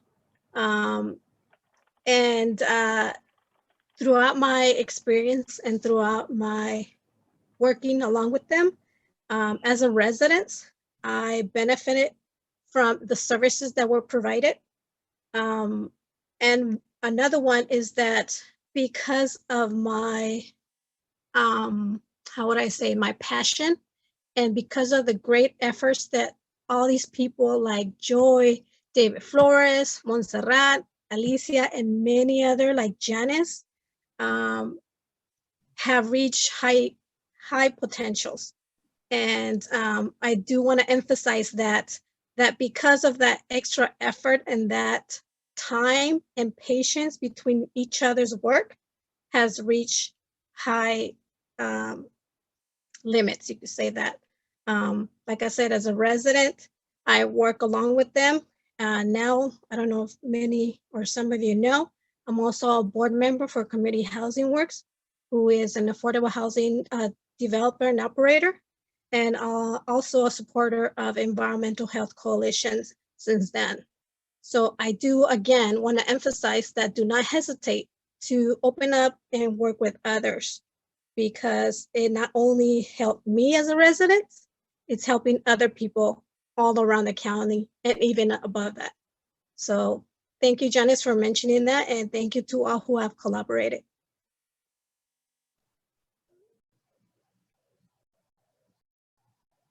Wonderful, thank you, Silvia. If there are no other questions or comments, I'm not seeing any hands. I don't know, Joy, if you want to give or Joy or Domingo, if you guys want to give a final thought here about next steps. Well, we'll be taking that back and talking about it internally and talking with many of you who've raised comments here that need to be followed up on. And we'll be back with another version, which I could be emailing to the whole group, or I could bring to the Serp subcommittee. So those would be the next steps in coming up with goals and getting them reviewed. Great. Okay, thank you. Everybody's comments today. Really good discussion. Yes, very good discussion, and thank you for bringing that. And if you want to just stop your share, Joy, that would be great. And Shui, if you want to start your share. And then Dr. Yoon also is chatting in the chat box that many of the pollutants that are associated with cancer are also associated with lung, heart, and other problems. So in reducing, I lost my chat box. So in reducing cancer risk, we will also hopefully be reducing many other health problems. And thank you, Stephanie. And yes, and I think Dr. Yoon's presentation is from December is now up on the website. So I think her presentation really covered that well. And so for some of the new members, we'll make sure to send you those past materials that were really helpful. So now we're going to pause and switch gears. That we have 2 items left on the agenda. So one is a presentation by Liana Rios. She's going to talk to us about San Diego Gas and Electric's Power Your Drive for Fleets program, because we know that electrification is a big goal for this group, and also we need resources, and San Diego Gas and Electric has them. So Liana, if you want to go ahead, and I'll give, let's see, if 7:40.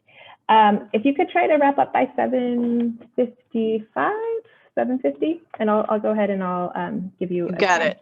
I'll be super fast. Thank you so much. Really appreciate it. So Thanks, Chewy, you're Liana. going to be advancing the slides. Is that right? Wonderful. Yes, he Okay, will be. thank you so much. Daniela, AB617, Portside Steering Committee, really appreciate the opportunity to be here. I'm Liana Rios, and I'm here this evening to talk about San Diego Gas and Electric's Power Your Drive for Fleets program. And I did present this back in November of 2019, but a lot has changed on the Portside Steering Committee. A lot of members have come and gone, and we are all much more educated now and elevated as a result of our involvement in the development of the Serp. So really happy to be here tonight. Go ahead, next slide, please. And next slide. Okay, so I'm going to jump right into this. So this program, Power Your Drive for Fleets, helps install make-ready charging infrastructure for medium and heavy-duty fleets. This is a robust program that was approved by the California Public Utilities Commission in the summer of 2019. And we've been propping up and standing up this program over the past year. And we had our official launch in September of this year. It's a $100 million program that we're going to be rolling out over the next 5 to 6 years. And the overarching goal of this program is to bring 3,000 new EVs into our region of class 2 through 8. So that's both on-road and off-road vehicles at over 300 customer sites. So that includes commercial and private fleets who are opting to go electric. Next slide, please. All right, so in terms of program eligibility, what are class 2 through 8 vehicles? So this is kind of a simplistic depiction of what that looks like. So on the left-hand side, you can see kind of the medium duty. So everything over 6,000 gross vehicle weight rating, or 6,000 pounds. So your delivery and your shuttle vehicles are in that range. And then we also provide the make-ready charging infrastructure to support heavy-duty vehicles as well. So that includes your transit buses, your school buses, your goods movement, tractor trailers, as well as other class 7 and 8 vehicles. And then on the right-hand side, we are also evaluating off-road vehicles and evaluating truck stop electrification as well, transport refrigeration units, yard trucks. We're talking to the airport about airport ground support equipment, and the program also includes electrification of forklifts as well. Next slide, please. Okay, so I wanted to jump into the ownership options for this program. Go ahead and advance the next slide. There we go. Okay, so option 1 is the Sdg E Owned Infrastructure option. So everything that you see in the teal arrow there, everything from the power lines all the way to the stub out to where the charging station will go, is what this program will pay for for zero cost to customers wanting or desiring to electrify their fleet. Next slide, please. Okay, so and the green arrow there, that is what the customer is responsible for. So while SDG&E will pay for, construct, own, and maintain the infrastructure to the charger, the customer is, or the site host is still responsible for acquiring the EV charger as well as acquiring the electric vehicle. Okay, next slide, please. So option 2 is the customer owned option. Customer choice is always a good thing for our customers. So everything that you see with this ownership option, so everything in teal, again, is what SDG&E will provide for. So that's everything from the power line to the meter, and then everything in the green arrow behind the meter, so that we call that the customer side infrastructure. If the customer elects to take on this option, they can certainly do that, and SDG&E will provide a rebate of up to 80% of the costs incurred in order to do that. And so the question that we oftentimes get is, well, why would somebody do option 2 when SDG&E can essentially pay for everything in option 1? And here's a couple of examples. So one, we're actually working with several customers who are opting for option 2. They already have a contract in place for a third-party contractor to deliver the customer side infrastructure, the design and build of the customer side infrastructure. So that's one instance. A second instance may be if we evaluate a site and we find that it is not cost effective, let's say, for the program. And if we, the economics don't pencil out, if we take a look at this, if the customer elects the customer side infrastructure, perhaps the economics may work out. And then a third scenario is if a customer is electing to if they're exploring the vehicle to grid capabilities of their charging station, they must elect option 2. So those are kind of 3 examples of why a customer may want to take on the option 2. Next slide, please. Okay, so in addition to providing the make-ready charging infrastructure, we also provide charger rebates for the charging stations themselves. And as you can see from the chart here, it's based on the EVSE or charging station power level. And the rebate is can cover up to 50% of the cost of the charger itself. And those sites that are actually eligible for rebates are school buses, transit buses, as well as sites that land in a disadvantaged community. And those sites have been determined to have the most, the poorest air quality in our region and throughout the state. So it's the top 25% on a statewide level basis is what we look at using the Cal EnviroScreen tool. Next slide, please. Okay, really quickly, I wanted to just highlight the electrification timeline. How long does it take to go through the program? So just to kind of summarize this slide really quickly, we're looking at 11 to 16 months once the application is submitted. And so the first step, if one of you on the subcommittee works for a company who is considering evaluating your fleet and considering transitioning to electric, please give me a call, let me know. Myself or someone on my team will follow up with you. We're really interested in talking to you. So submit your interest to the interest list. We will do an actual site assessment. We come out with our technical team to actually evaluate the possibility of installing charging infrastructure at your site, and to just, evaluate site constraints, what is out there, and kind of come up with our proposal or proposed design in partnership with the customer.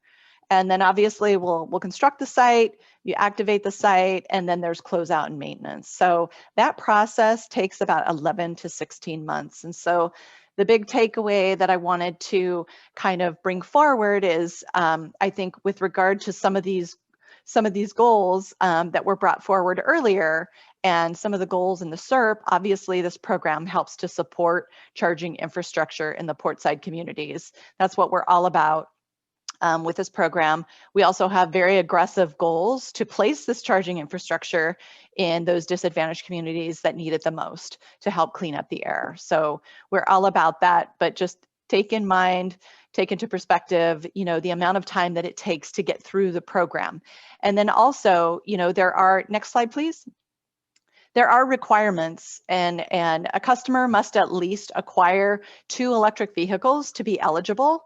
And what we're learning really in real time right now is that a customer, we need to have these longer term discussions about fleet electrification plans. So we're learning that 2 vehicles really isn't a cost-effective site, but those sites that have a longer-term kind of 10-year plan to acquire, you know, electric vehicles over 10 years, that's the discussion that we want to be having. We want to design the site to accommodate for that longer-term vision, even though this is a 5 to 6 year program window.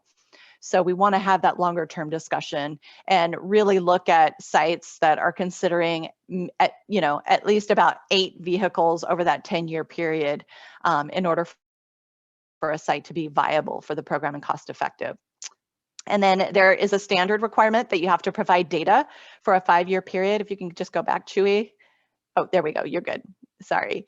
And then you have to, you can either own the property or you can lease the property. If you lease the property, it doesn't preclude you from participating in this program. It's just we need to engage the property owner to secure an easement to install the charging infrastructure. And there has to be an agreement to operate and maintain these vehicles and chargers for a minimum of 10 years. Next slide, please. Okay, so big news. HVIP opens in April. So one of the very, very important keys to this program is obviously the grant funding, the money that is out there to help site owners make this transition to zero emission vehicles. And this is one of the more popular grant funding programs, and it's coming open again in April. So if you are thinking about or considering transitioning your fleet to zero emission, definitely encourage you to take advantage of this program. It is a point of service voucher program. So it's relatively easy. You talk to your dealer, your approved authorized dealer, and they can provide you with that voucher or that rebate, if you will, upon approval. So keep your eyes open. The funding is significant. It's $145 million annually. My understanding is that they're going to split this into 2 different tranches. They're going to open up the first tranche. They're going to see where they land with all of the applicants. As many of you know, these monies come and they become fully subsidized very, very quickly.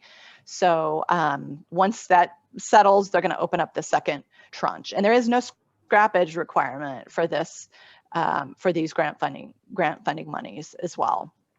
So I would like to point your attention to the EV incentives fact sheet that we have on our website. Next slide, please. As it identifies not just the HVIP monies, but all the other grant funding monies that are out there and available to encourage you to transition to a zero emission fleet. And so what I would like to leave with you all is, if you'd like to learn more about this program, please know, shoot me an email, shoot me a note, ask questions after, check out our website, sdg.com/evfleets. And if you are considering transitioning your fleet, to please submit your interest, and we would be happy to talk to you and help you through that process. So that is all I have for you this evening. Thank you so much for the opportunity, Daniela. I really appreciate it. Thank you, Leanna. And we have 2 questions for you in the chat box. One, gratitude for your presentation from Ramon Partida Lopez, and just wanting to know if the program gives any priority to projects in disadvantaged communities. And Domingo is asking how long for how long the program is in place.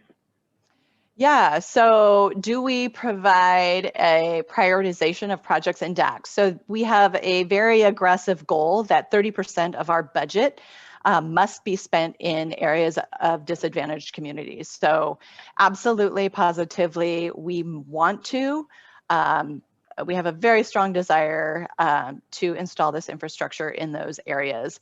Now, do they get priority? I think they fall in line with everyone else, but in terms of our requirements, absolutely.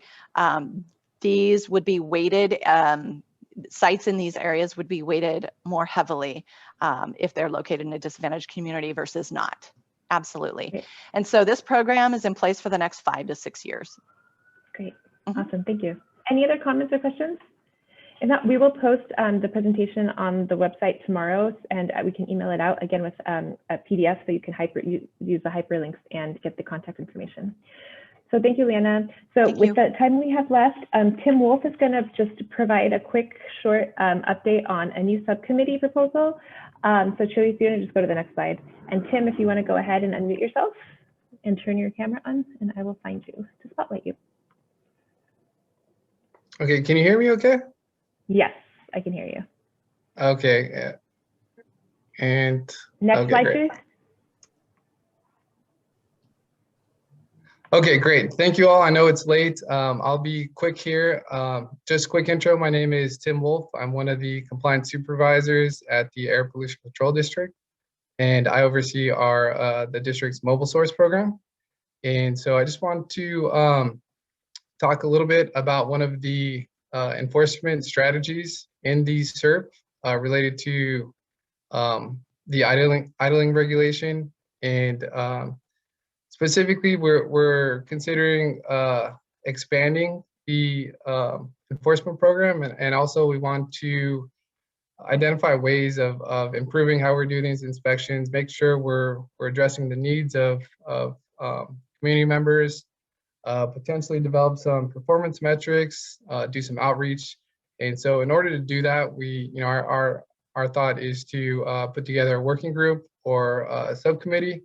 If there's an interest to do that, that would meet regularly to discuss idling problems and basically figure out how we can improve our program, potentially expand it and do outreach, et cetera. So before I get to my contact info, I just wanted to talk briefly about what we're doing now. And so this map here shows you some of the idling hotspots that we've identified. And I just asked my staff to put together a list of 20 areas that we've identified as having idling, basically being active for commercial vehicle idling. And this list is not all-inclusive. It is just what we've observed over this past year and a half. And I think a lot of this I think we presented probably a year ago, and we got feedback from a couple of community members and also steering committee members. And so so we are out there. We're doing inspections right now. We're doing inspections about 2 days per week proactively.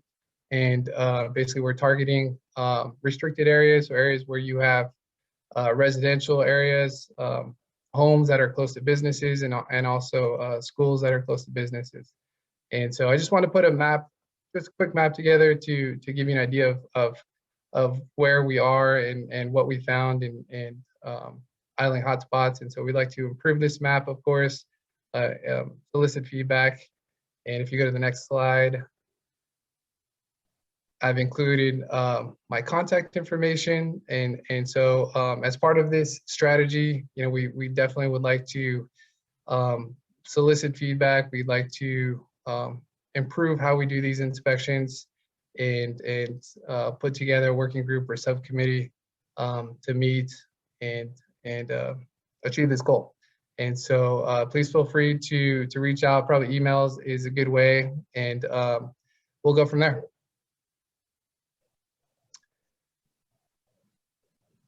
And if anyone has any questions, yes, and real quick. And if folks want to, we're at 7:58, so I'll read the comments in the box, and if anyone wants to read those, make a statement, raise your hand. But Bradley Bang, he has a comment that he appreciates all the individuals who are representing his community on this committee and that they've helped him in increasing his awareness of environmental justice issues and pollution affecting our communities. My concern is that the second time I've attended your meeting and both times the meeting was scheduled at the same time as the National City Council meeting. It is very difficult to watch both meetings simultaneously and participate. I know there are important meetings every evening, but isn't there a better evening when we don't have the scheduling conflict? Sorry for being a creaky wheel on this. Okay, thank you for raising that. Ted Gottschalk's asking to Tim, is there a reason that the map doesn't include National City in the Tidelands Avenue area? Yeah, so good question.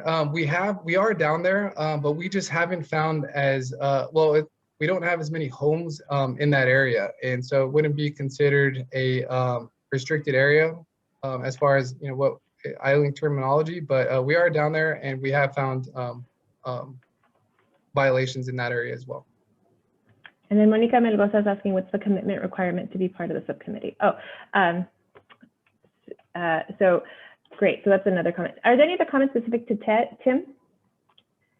And Tim, would you like us to send an email and have people, Josephine's asking, do the red arrows indicate areas that idling is happening? I believe that's right. Yes, those are the hotspots, Tim? Yep, those are hotspots, yep. And can you go back to the map, Chewy, please? Great, so there's the map. So would you prefer people to email you if they are interested in joining the subcommittee, or we could have people put their names on the chat box right now?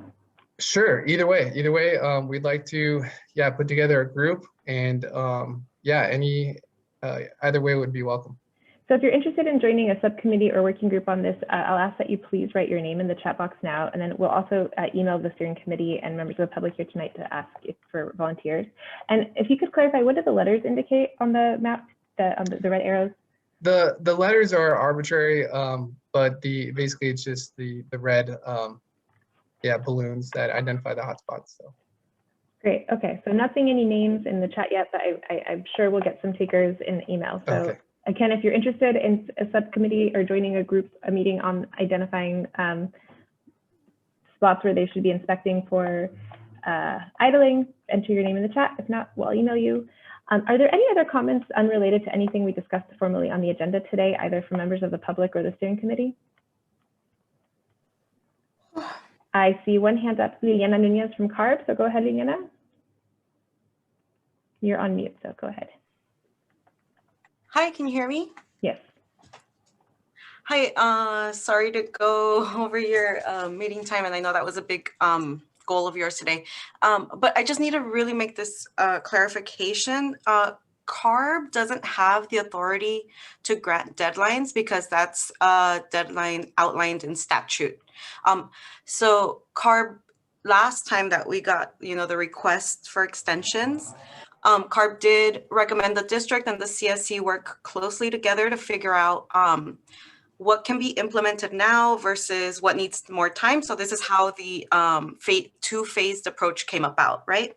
And we were supportive of the previous request and the fact that this current request got unanimous support by the CSC, and the CSC and the district have a plan for progressing forward.